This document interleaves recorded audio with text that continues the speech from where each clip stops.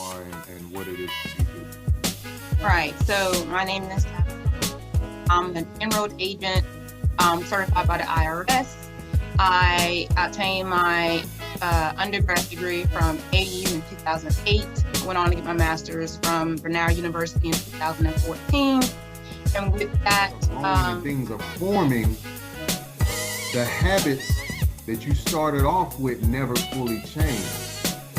And so what happens is, when you start off with, financial habits was so out of whack that Bank of America said, hey, this is my requirement. You have to have an established bank account. You have to have online banking, and you have to have... Never know what is going to happen as a small business.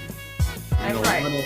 One of the things about being in business is the ability to be able to forecast. Don't get me wrong. None of us sold to try and make your net profit look lower so you don't have to pay as much taxes. Well, that's going to hurt you in this process. Right. That is going to hurt you. So you need to go in and evaluate